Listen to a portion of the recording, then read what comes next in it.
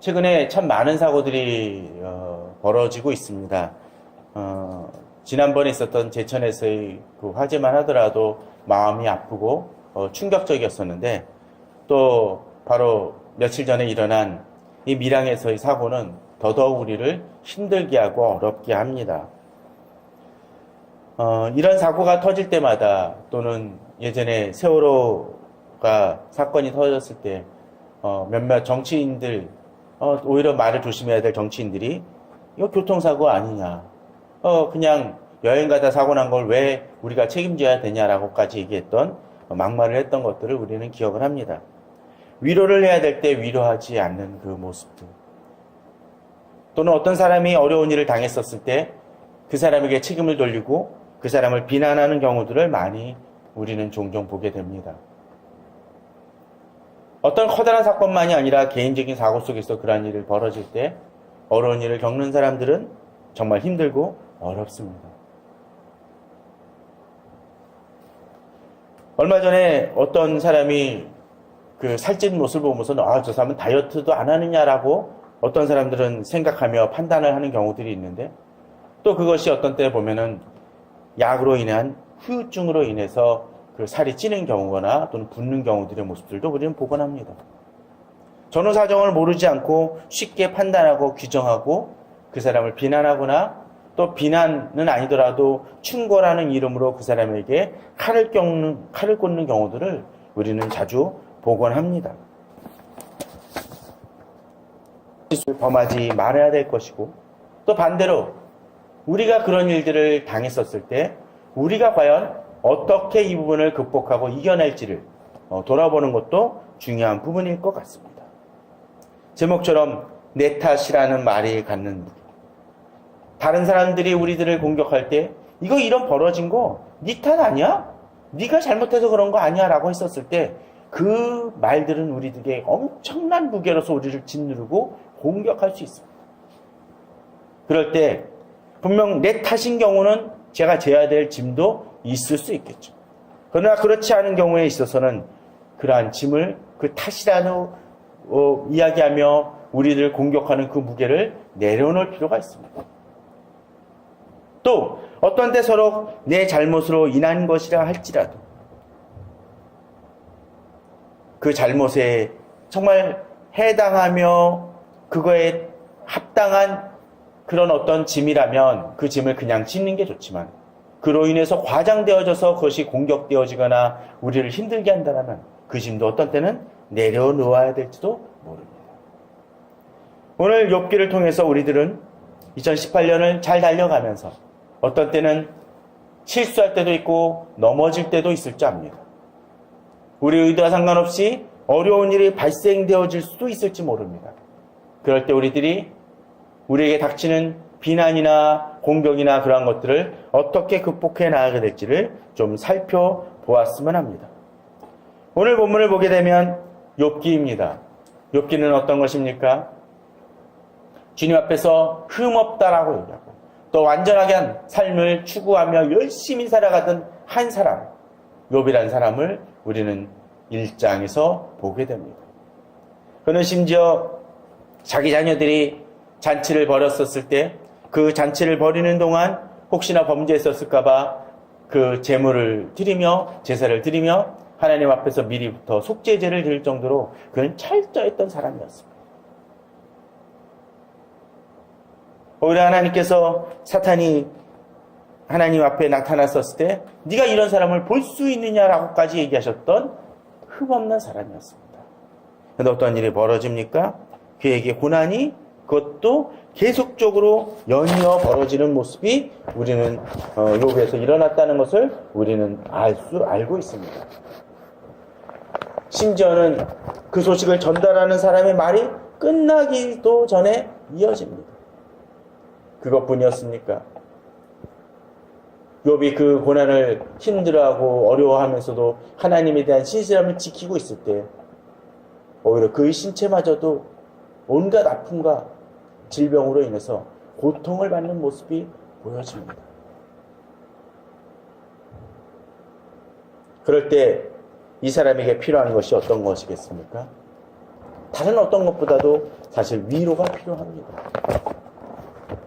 욥에게도 그런 사람들이 있었습니다. 아내마저도 그를 공격하며 비난하는 그 상황 속에서 욥의 새 친구가 나옵니다. 그리고 어떤 일을 행합니까? 이 욥의 새 친구들은 욥을 상황을 보고 옷을 찢으며 욥과 같이 더불어 그 자리에 앉아 일주일을 같이 고통을 경험하며 이야기합니다. 그런데 그런 것 같습니다. 한두 번은 하루 이틀은 한두 시간은 그렇게 잘 견디며 위로하며 나아갈지 모르지만 점점 시간이 지나갈수록 어쩌면 사람들은 거기에 대해서 둔감해지고 더 이상 그 사람들과 고통을 겪는 사람들과 그 공감대를 형성하지 않는 경우들이 많이 있습니다. 오늘 본문도 그렇습니다. 그렇게 오랫동안 일주일이라는 그래도 긴 시간을 같이 욥과 동행했던 그 친구들이 이제 돌변합니다. 그랬던 연유가 무엇입니까? 욥기 3장에 보면 그 후에 욥이 입을 열어 자기 생일을 저주하니라고 되어 있습니다. 그것은 어떤 얘기입니까? 차라리 안 태어났으면 이러한 일을 겪지 않지 않았을까라는 한탄입니다. 사람의 고통을 당하면 그럴 수 있습니다. 그런데 이러한 일들이 벌어질 때 많은 사람들이 이성적으로 이것을 접근할 때가 있습니다. 욥의 친구들이 그러했습니다. 세 친구인 중에 그래도 남아도 나이가 제일 많았을 것 같은 엘리바스가 이제 그 이야기를 시작을 합니다. 한번 볼까요? 1절에 2절에 뭐라고 이렇게 얘기를 했는지 한번 보도록 하겠습니다. 2절에 보면 이제 엘리바스가 이렇게 얘기합니다. 누가 내게 말하면 내가 실증을 내겠느냐? 누가 참고 말하지 아니하겠느냐라고 얘기합니다. 무슨 얘기겠습니까? 이것을 새 번역에서 보게 되면 이렇게 얘기를 합니다. 누가 내게 말을 걸면 너는 짜증스럽겠지. 말을 하지 않으려고 했지만 참을 수가 없다라고 얘기합니다. 무슨 얘기일까요? 일주일 동안 이렇게 기다리며 같이 통곡하고 그랬는데 이런 거죠. 욥이 계속적으로 한탄을 하고 힘들어하고 어려워하고 그러니까 이제 이 엘리바스도 이제 그렇게 얘기를 하는 거죠. 이제 너도 이제 적당하게 해라. 이제 네가 얘기하는 거 이제 나도 견디기 힘드니까 이제 너 이제 너무 도가 지나친 것 같아. 이제 내가 한번 얘기를 해볼게. 너 지금 고통스러우니까 내가 말 걸면 너 짜증 날 거야. 그러나 그렇긴 하지만 나도 이젠 참을 수가 없다라고 얘기를 합니다. 그럴 때가 있는 것 같아요. 옆에서 그런 경험 해보셨습니까? 술 취한 사람이 계속적으로 막 짓거리면서 막 떠들고 한번 그래 보십시오. 얼마나 짜증납니까? 더더군다나 그런 사람들 많이 먹힙니까? 안 먹힙니다. 한 얘기 또 하고 한 얘기 또 하고 그렇습니다. 그런데 아무리 그런 사람한테 이성적으로 얘기를 하고 너 그러지 말라고 얘기해봤자 그게 먹힙니까? 안 먹힙니다. 차라리 그냥 어디 빨리 데려다가 놓고 빨리 손 털고 나오는 게 편합니다. 그럴 때 그런 게 정상일지 모릅니다. 그런데 지금 욥의 경우를 한번 생각해 보십시오. 자, 욥이 이런 고통 중에 있는데 그 친구들이 찾아와가지고 얼마를 버텼다고요? 일주일입니다.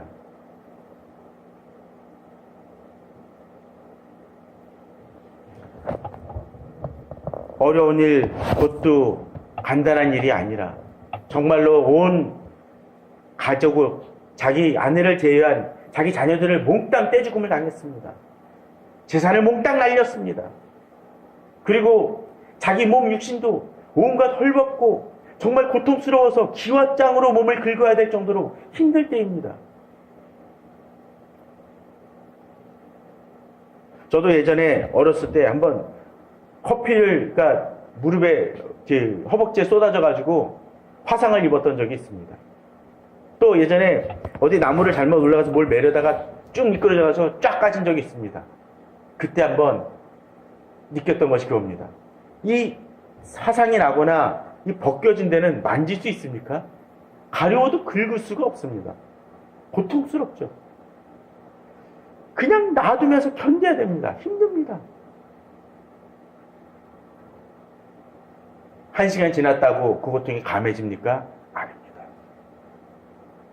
욥은 지금 마음의 상처만이 아니라 또 육신의 상처도 겸하여 난 사람입니다. 더더군다나 온 가족을 잃었는데 일주일이 지났다고 해서 그것이 나아지겠습니까? 아닙니다. 한번 병원에 가보십시오. 중환자실에 가보십시오. 차라리 중환자실에서 이 뇌사 상태거나 또 의식이 없는 코마 상태에 있는 사람들은 좀 낫습니다. 아니, 낫다는 게 아니라 표현이 낫다는 겁니다. 근데 어느 정도 의식이 있는 사람들이 예를 들자면 커다란 통증에 시달릴 때 어떻겠습니까? 에고 그 소리가 절로 나옵니다. 일주일 지났다고 해서 그 사람들이 나아지겠습니까? 나아질 수 없습니다. 그것이 치유되기 전까지는 나을 수 없습니다. 그러기에 욥이 그 속에서도 고난을 얘기하고 아픔을 얘기하고 도가 지나치는 얘기를 하는 것이 어쩌면 당연한 것입니다. 그러나 이제 어느 정도 시간이 지났다는 이름 속에서 사람들은 그에 대해서 이제 충고를 하거나 그것을 견딜 수 없어 하는 경우들이 있습니다. 만약 우리가 아기가 이제 젖달라고 엄마한테 운다고 쳐봅시다. 엄마가 아기를 낳고서는 한 일주일을 버텼어요. 아기가 우니까 이제 이유도 없이 우니까 이제 젖을 주고 또 어떤 때 젖을 줘도 기저귀를 갈아줘도 변화가 없으니까 또 어떡합니까? 또 이제 여러 가지 돌려면서 이유는 뭐라도 자꾸 안아주겠죠. 그런데 일주일이 딱 지났어. 지나고 난 다음에 엄마가 내가 더 이상은 못 참는다. 너 논리적으로 생각을 해봐. 너도 내가 이제는 참고 말하지 않을 수가 없어. 너 논리적으로 한번 생각을 해봐. 너 지금 울면 이유를 대고 말해야 될 거 아니야? 라고 이야기하는 엄마가 있겠습니까? 있을 수는 있죠. 감정적으로는. 그러나 이 아이가 그럴 수밖에 없음을 알기 때문에 그냥 품고 견디며 나아갑니다. 엄마뿐입니까? 아빠도 동일합니다. 고통 중에 있는 사람이 뭔가 하소연을 하고 고통을 얘기하며 절규하는 것은 너무나 당연한 것입니다. 그러나 엘리바스는 이야기합니다. 누가 내게 말하면 내가 실증을 내겠느냐? 누가 참고 말하지 않느냐? 이젠 견딜 수 없다라는 것이죠. 그렇게 말하는 이유가 뭘까요? 바로 공감대의 상실일 것입니다. 이 정도 참았으면 됐어라고 얘기합니다. 그런데 이 정도 참았으면 됐어라는 얘기가 누구 기준입니까? 바로 나의 기준입니다. 상대방의 기준이 아니라는 것이죠. 그러다 보니까 이제 이야기를 합니다. 내가 말하면 짜증나겠지만 난 말해야겠다고 생각을 합니다. 세월호 때도 그러지 않았습니까? 일어나자마자 처음부터 비난하고 이렇게 막말한 사람이 있습니까? 혹시나 전 잘 모르지만 그렇게까지 하는 사람은 아마 없었을 것입니다. 그런데 일주일 지나고 한 달 지나고 나서부터는 사람들이 돌변하기 시작을 하죠. 심지어 박근혜 대통령 돌변했습니다. 처음에는 세월호 유족들의 얘기를 다 들어줄 것처럼 잠깐은 얘기를 했지만 나중에 어떻습니까? 만나주지도 않았습니다. 이젠 자기에겐 짐이었다라는 거죠. 그러나 아무것도 해소되지 않은 아픔과 고통이 아직도 배는 바닷속에 가라앉아 아이들의 시체도 찾지 못한, 가족들의 시체도 찾지 못한 상황 속에서 이젠 이 정도면 됐잖아라고 얘기하는 것이 말이 됩니까? 안 됩니다. 문제가 해결되지 않은 상황 속에서 고통은 일어날 수밖에 없는 것입니다. 그렇다면 또한 이들은 뭐라고 이야기를 합니까? 그래도 엘리바스는 좀 처음엔 양반이었습니다. 이에 대한 비난이 나중에 점점 심해지지만 3절 4절에 보면 그럽니다. 보라, 전에 내가 여러 사람을 훈게 하였고 손이 늘어진 자를 강하게 하였고 넘어진 자를 말로 붙들어 주었고 무릎이 약한 자를 강하게 하였거늘. 지금 엘리바스는 어떻게 이야기를 합니까? 욥에 대해서 그가 했던 옛날 일들을 칭찬하는 듯 비춰집니다. 그렇죠? 여러 사람을 훈계하였습니다. 여러 사람들을 제대로 나아갈 수 있도록 조언을 해주고 멘토의 영향을 얘기해 보여주고 또 손이 늘어진 자입니다. 이제 기운이 없어 처진 이들을 강하게 하며 회복시키는 일들을 했습니다. 또 넘어진 자를 말로 붙들어 주었습니다. 무릎이 약한 자를 강하게 해줬습니다. 여기까지는 엘리바스 얘기가 칭찬인 것 같습니다. 이것을 통해서 욥이 다시 회복할 수 있도록 어쩌면 조언해 주는 것처럼도 비춰집니다. 우리는 힘들고 어려운 이들에게 그가 예전에 했던 일들을 격려해 주며 도와주는 것은 필요할 것입니다. 여기까지는 잘하는 것일지 모릅니다. 그런데 문제는 이렇게 이야기하는 것이 어떤 의도를 가지고 있느냐가 중요합니다. 자, 5절입니다. 5절에 뭐라고 되어 있나요? 이제 이 일이 내게 이름해. 내가 힘들어하고 일이 내게 닥침해 내가 놀라는구나. 내 경외함이 내 자랑이 아니냐, 내 소망이 내 온전한 길이 아니냐. 무슨 얘기입니까? 네가 그렇게 조언을 했었고 충고하고 다른 사람을 격려했었는데 그리고 그로 인해서 성과도 있었는데 이제 그 일이 어떻습니까? 바로 네 자신에게 일이니까 네가 달라졌다는 거예요. 그럼 그게 무슨 얘기입니까? 너 한 얘기 네가 행하지도 못한다라는 이야기죠. 이 일이 네가 닥치니까 네가 가르친 교훈하고는 전혀 상반되게 행동한다는 것입니다. 물론 그럴 수 있습니다. 어떤 사람들이 이 정도는 견뎌야지라고 이야기하다가 자기가 진짜 그런 일들 닥치면 바뀌는 사람들이 있습니다. 자녀는 이렇게 키워야지 얘기했다가 자기 자녀가 딱 그 나이 때 돼서 동일한 문제가 발생되어지니까 오히려 자기가 충고했던 것보다 완전히 행하지도 못하고 망하는 사람들도 있습니다. 직장 가면 이렇게 행해야지라고 얘기했던 사람이 직장 가서는 더 망가지는 삶을 본 적이 있습니다.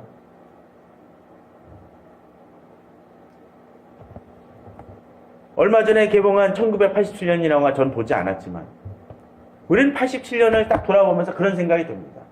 87년 때 살았던 많은 청년들을 생각해 보십시오.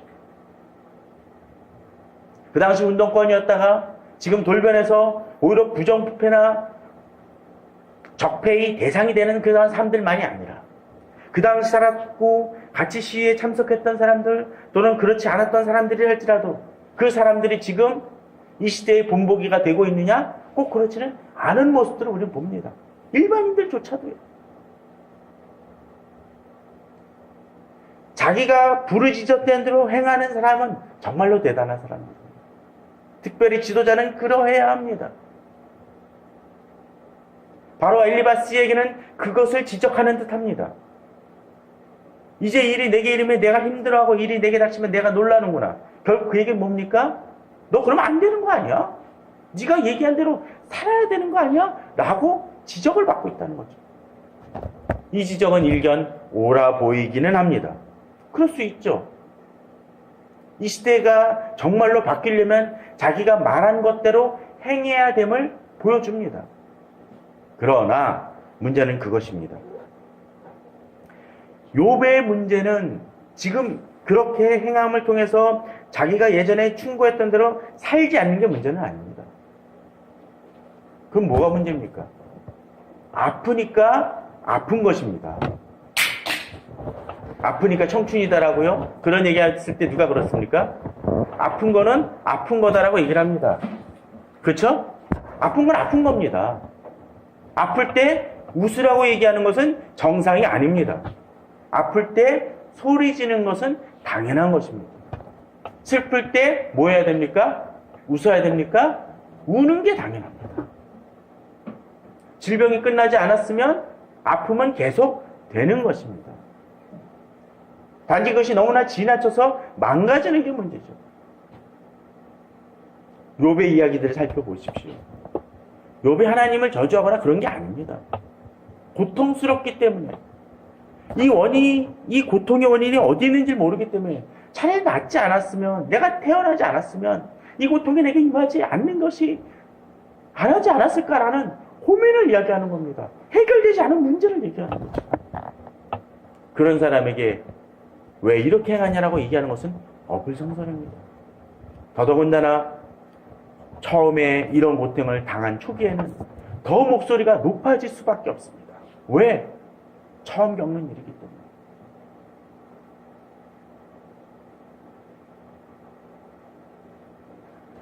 우리가 인생을 살아가면서 많은 실수를 행합니다. 인생을 살아가면서 많은 실수를 하는 이유가 뭘까요? 뭐라고 생각하십니까? 자, 반대로 군인은 어떻습니까? 군인이 처음에 신병일 때는 어떻습니까? 전쟁에 나가면 실수를 많이 합니다. 그러나 조금 계급이 높아가고 많은 전쟁 경험을 겪은 사람들은 어떻습니까? 덜 실수를 하겠죠. 경험치가 쌓이니까.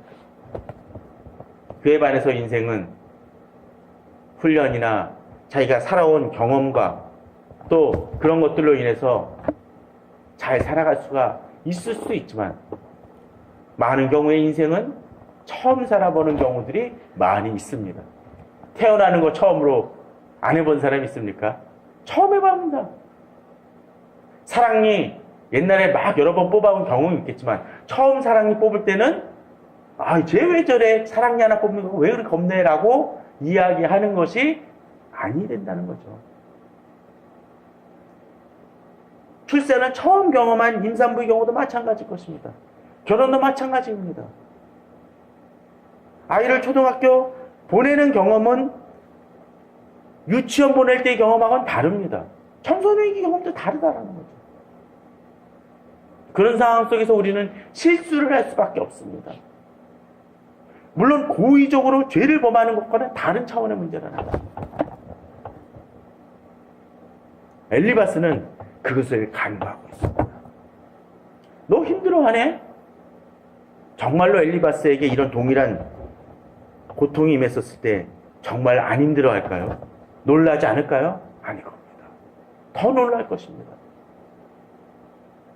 본문은 얘기합니다. 이 경외함이 내 자랑이 아니냐, 내 소망이 내 온전한 길이 아니냐.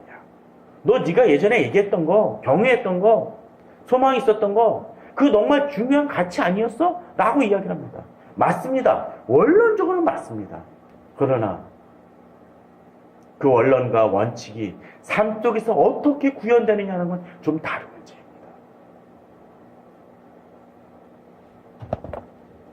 우리 성도님들 중에 아픕니까? 아프면 아프다고 얘기를 하십시오. 그건 당연한 것입니다.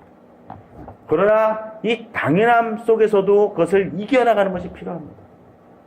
저는 사실 이 본문을 택하게 된 이유 중 하나가 지난주에 소천하신 그 김용구 집사님 때문입니다. 예전에 나눔교에서 그분을 처음 만났을 때 기억이 납니다.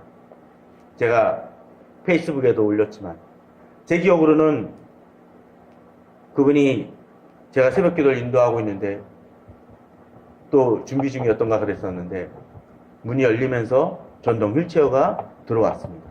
저는 슬리퍼를 신고 이 신발을 벗고 들어가야 되는 곳이었기 때문에 전동 휠체어가 들어와서 처음엔 당황했습니다. 그런데 더더군다나 새벽 기도회 때 이렇게 나오신다는 것이 제겐 상상이 안 갔었던 거죠.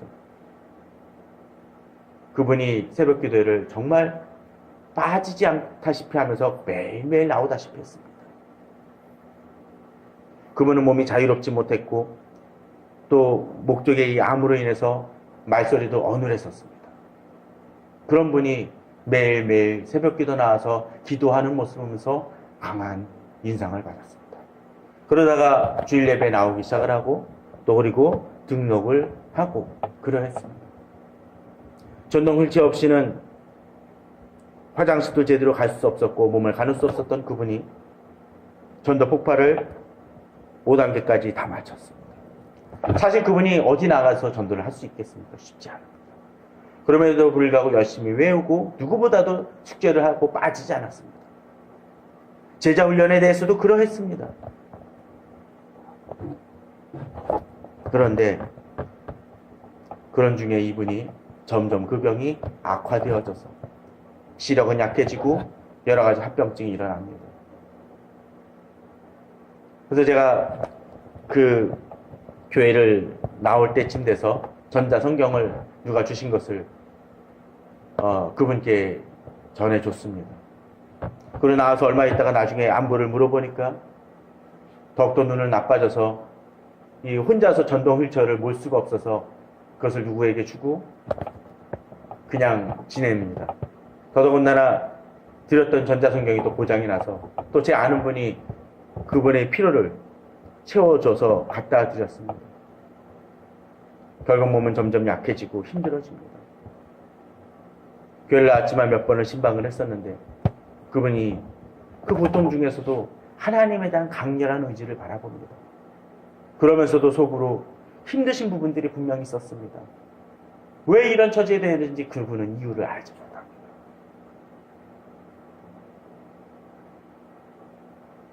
점점 눈은 나빠져 자기 힘으로 성경을 읽을 수도 없고 어려운 지경에 있고 그런 와중 속에서도 주님에 대한 신실함으로 언제나 그 믿음을 지켰던 그분을 생각을 합니다. 그분의 질병이 그분의 잘못 때문입니까? 분명 아닐 것입니다. 서로 그분이 살아오면서 어떤 실수를 범했다고 해서 죄를 범했다고 해서 그 죄의 대가로 이것이 벌어집니까? 아닐 것입니다. 그러나 우리들은 종종 그러한 어떤 질병이나 어떤 일이 벌어졌을 때 그 사람이 책임과 그 사람이 원인에 대해서 그 사람이 잘못을 해서 범했다라고 그 일이 벌어졌다라고 얘기하는 경우들이 많이 있어요. 어떤 데 그런 분들도 있죠. 자녀가 조금 잘못되면 그 부모가 아이를 제대로 돌아보지 않았기 때문이라고 얘기하는 분들이 있습니다.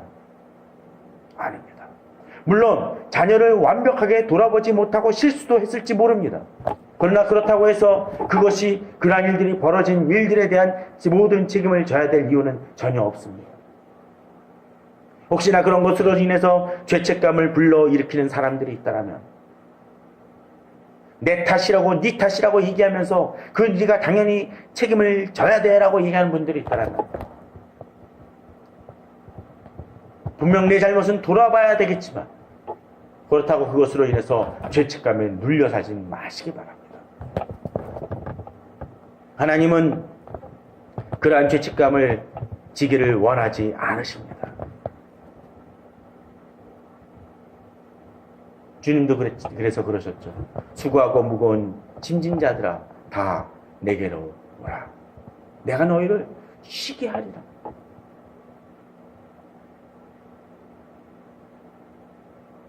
또 주님은 그 무거운 짐을 내려놓고 나의 짐을 지라고 얘기하십니다.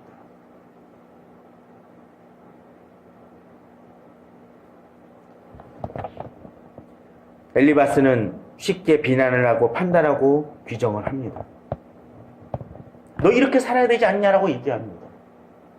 그러나 고난 중에 있을 때는 그 모든 것들은 달라질 수 있음을 우리는 기억을 해야 합니다.